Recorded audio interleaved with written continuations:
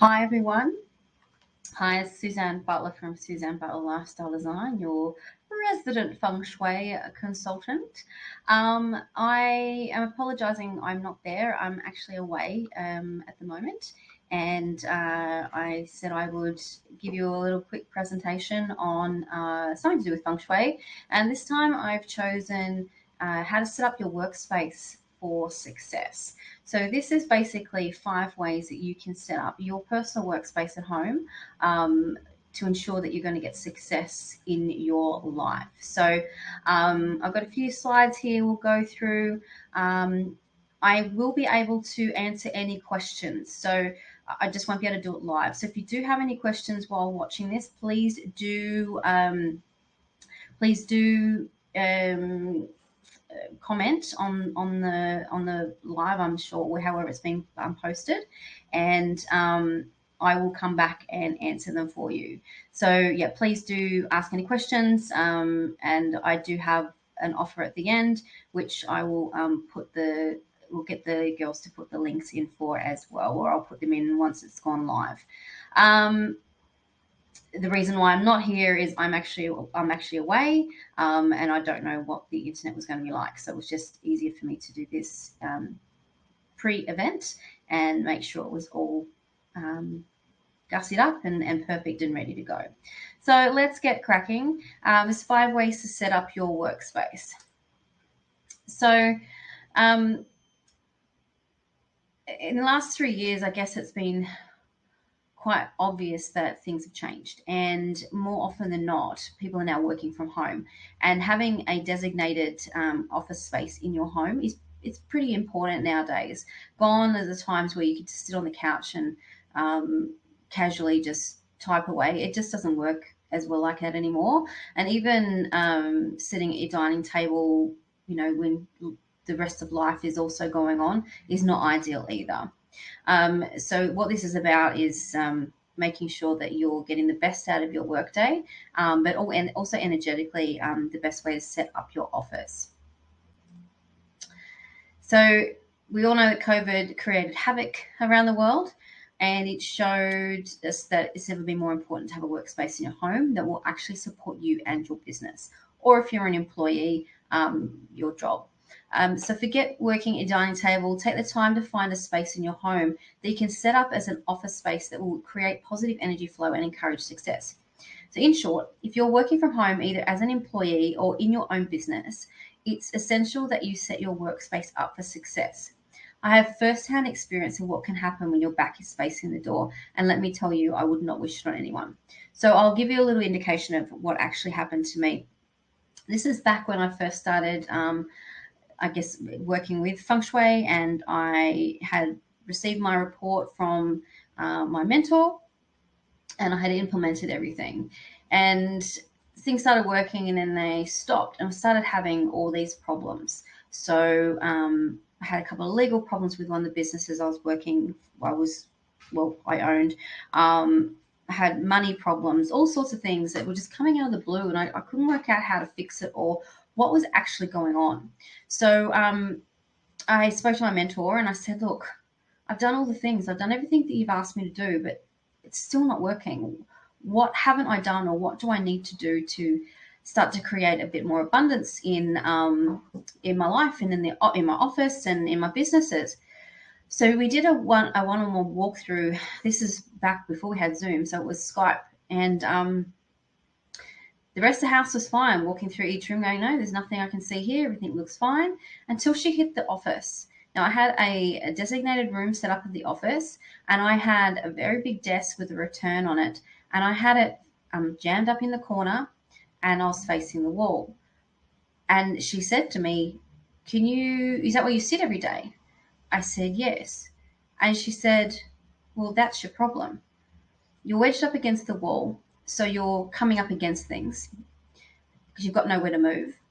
And you can't see the door, so things are creeping up behind you. She said, turn your desk around.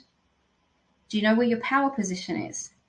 And I said, yes. She said, can you turn it around and put you so your back is facing your power position? So everybody has their own power positions. You have 4 of them.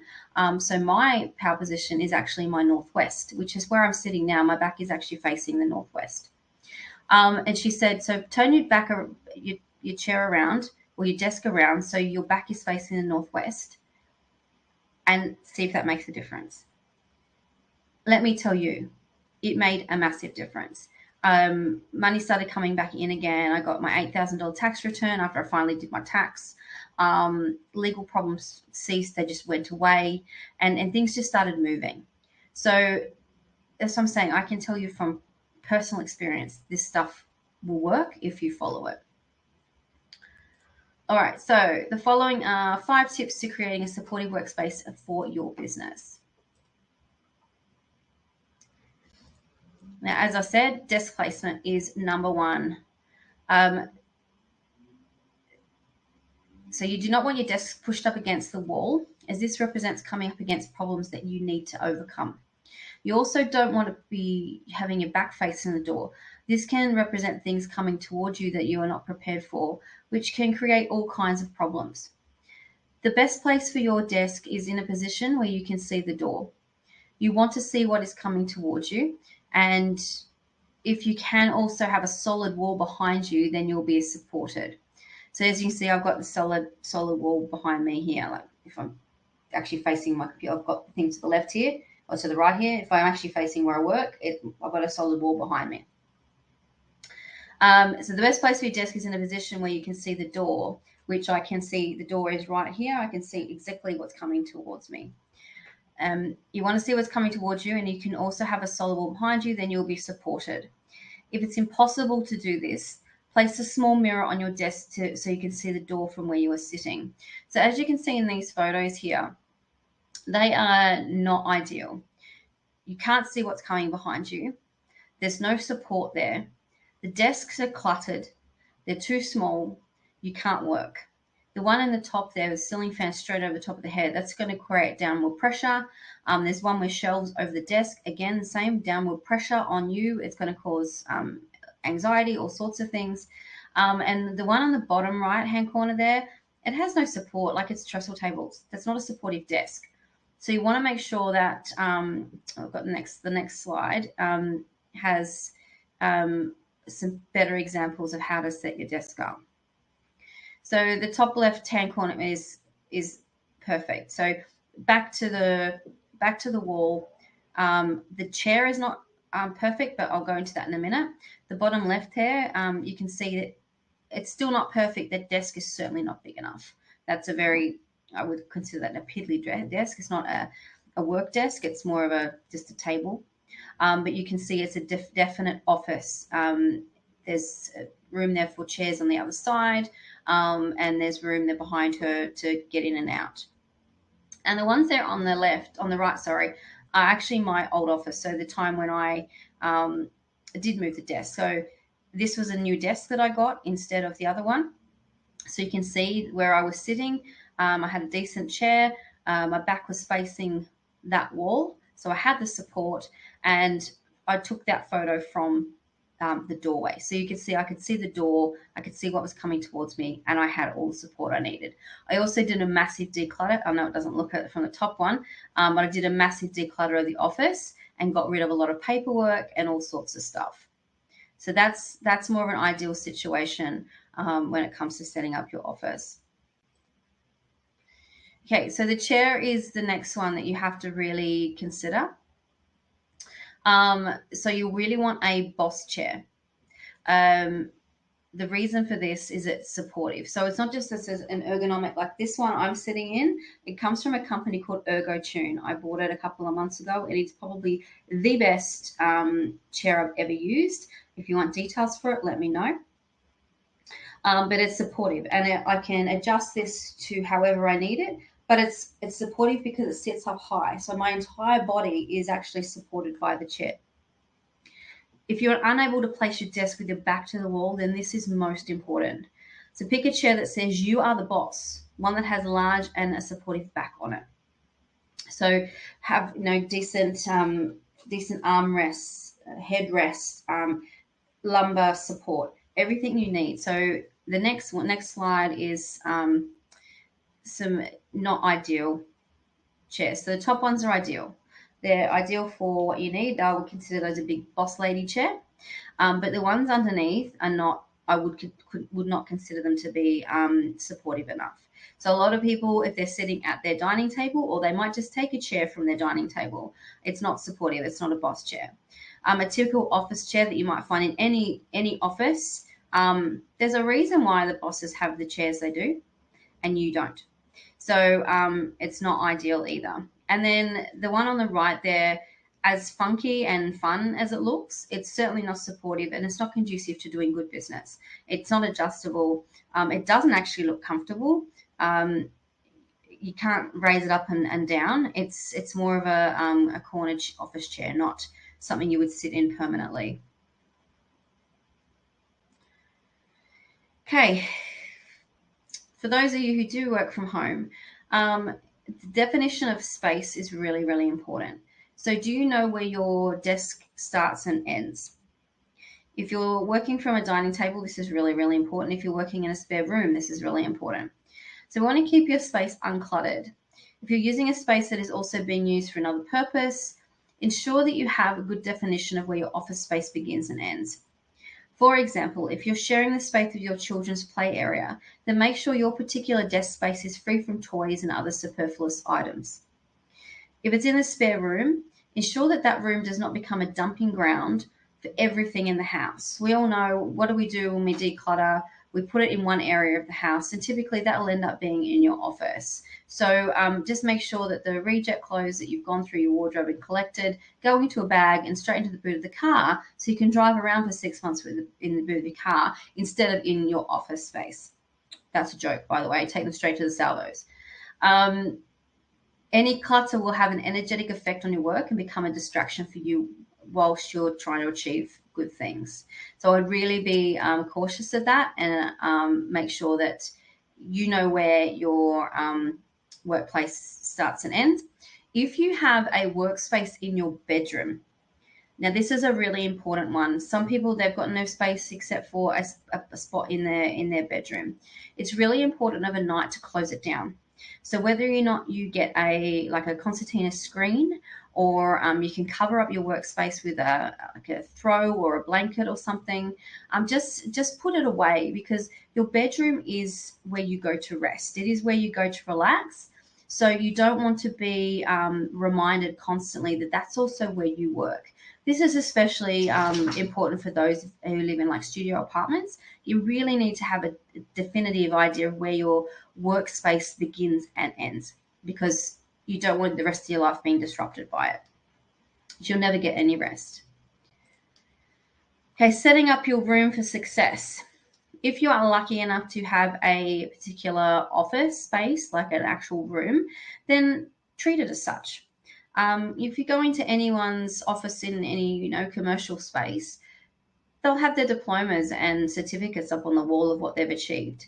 Do the same. Put it up in your house. I have my certification certificates. I have my association certificates here on my wall, just to remind me that that's what I've succeeded in doing. I have also got my my certificates from when I did my diploma in business administration.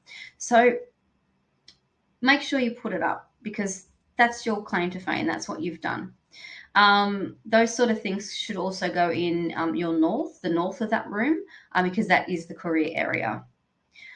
You could also put some artwork to reflect growth.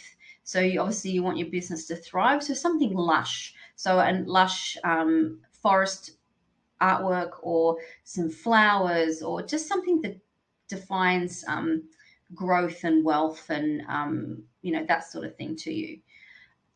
So depending on which way your office is located, specific remedies would be prescribed should I do a report for you. However, putting in affirmations of what you're trying to achieve would not go astray. So this is stuff like you're grateful and overjoyed that you have brought on 6 new clients this month, and you have cracked a 20K month for the first time. Those are the sort of things you would put in your office, just to start generating the good energy and bringing things into your life. Okay, so how does your office actually feel? Can you see in there? Are you able to move? Like, is the lighting sufficient for all times of the day? So I'm noticing here when I sit, this is my office here, I have a southwesterly view, and during winter it's quite dark. Well, not dark, it's still quite light, but as it's coming into summer, the light's starting to move around, and then the afternoon it's incredibly bright in here, and I can't see very well on my computer, so I've had to move things around. So the light's not a problem in here. Winter, I have to probably turn the light on above me just to generate a bit of extra additional light. And I have a ring light for when I'm doing lives and things like that. So that's really important. You can place a plant in the room to add some living energy. I have a lot of plants in here. Add in images of your loved ones to remind you of why you're wanting success for yourself, to support those you love. So it could be photos of your children, your partner, wife, husband, or of your animals, whatever you choose. I would also put up in your office your price list. So get on Canva and jump on and design yourself a really nice price list. So you've got that sitting on your desk, so you are reminded every day of your worth and what you charge, because that makes a massive difference. And you'll be spending a lot of time in this space, so take the time to create something you want to be in. That's really, really important. So that's the five basic things that I would suggest. But in the end, your office should be a comfortable place to spend your days. If you're finding you are disrupted, disengaged, flustered, and not getting anything done, it's a safe bet that there's something off with your workspace. Make sure you regularly take time to declutter, removing excess paperwork that you no longer need to keep the productivity up. I actually do offer personalized 30-minute consults on your office space. If you would like to book one of those in, they're $97. And I give you, we jump on Zoom, you send me some photos of the space, and I'll give you some practical tips of where you should put your desk for best productivity based on your trigram, where bookshelves should go, and what you can put in certain areas of your office space. So if you wanted to do that, you just get in touch with me. So here's a couple of testimonials from when I've done that for a couple of people. It tends to work really quickly and the phone starts ringing straight away. So, their words say a lot there. It's quite amazing how this actually does work as quick as it does and how it works. So if you are quite keen to have a look, then please do get in touch. And here are my contact details. So I recently opened up a new coaching program called All the Rebel Hearts. I'm working with female solopreneurs who are earning money. They're earning decent money in their business, but things in their life tend to have dropped off a bit. So if you are a female solopreneur and you're currently freaking out because you don't know what you're going to do over the school holidays because the kids are going to be on holidays, you have to work because you've got clients that need you, and you don't know how you're going to get them to activities. You don't know what you're going to do when they go back to school, because how are you going to do that plus work at the same time? So what we do is balance your home first with Feng Shui, and then look at your dreams and aspirations for your business and work through what we can do, what you should be doing based on your 4 pillars of destiny, so your Batsy chart, and how we can make the best use of your daily time, and whether or not you're actually happy with what you're doing and whether we need to rejig it. So there's a bit of business coaching there, a lot of Feng Shui, a lot of energy work, a lot of goal setting and affirmations, and this stuff works. So if you'd like to know more, jump over to my group there, All the Rebel Hearts, and see what's going on. And if you wanted to book a call, you're more than welcome. But that's me. I'm 10 minutes before what I needed to, but that's my information for the day. If you have any questions, please do get in contact. They're my details there. You can jump on my Facebook page, send me a message. join join that group, ask any questions, that's fine. But yeah, I would love to hear from you. Hope you have a great weekend. Hope you have a great day. And I'm sure I'll be back at the next expo with some other juicy tidbits. But for now, have a great afternoon.